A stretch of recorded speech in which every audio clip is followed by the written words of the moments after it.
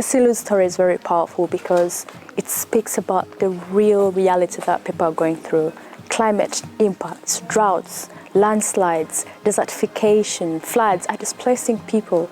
But those that are not being displaced, they're losing their livelihoods. So they're forced to move internally within villages and crossing to cities. And some of them, a small number of them, but significant, are even crossing borders to find jobs, to find survival and a livelihood. And Kasilu's story is powerful because he tells his own story. No one is telling his story. Climate change is happening. It's happening faster and faster all the time. And that means that the impacts that we're experiencing are also going up.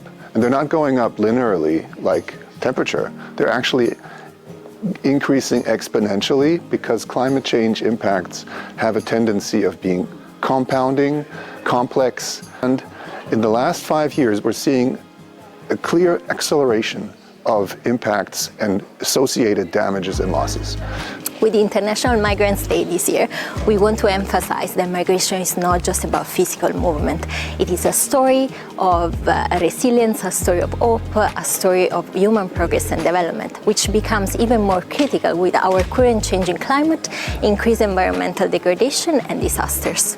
This year's Adaptation Gap Report reported that we have adaptation finance needs in the order of 310 to 365 billion US dollars per year.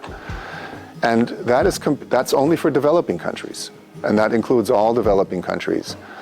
That is contrasted with adaptation finance flows in the order of 26 billion US dollars. That's 12 to 14 times lower than what is needed. With International Migrants' Day this year, we called for inclusive governance, partnerships, and coordinated evidence-based policies that protect the rights of people on the move, but also develop solutions for people to move and people to adapt, so that migration becomes a choice and not a necessity.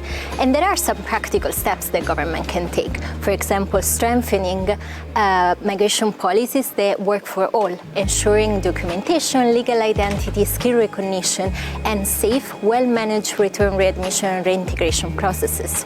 In the COP processes, the previous COP, COP13 Belém, at least we saw the recognition of migrants in the final text, in the decision, and that is powerful. But we need to do more because without having it clearly, recognizing migration as an investment into adaptation, into building the resilience of people, then we are losing out because the frontline communities should be at the forefront, that they know the solutions, they understand the problem more than anyone.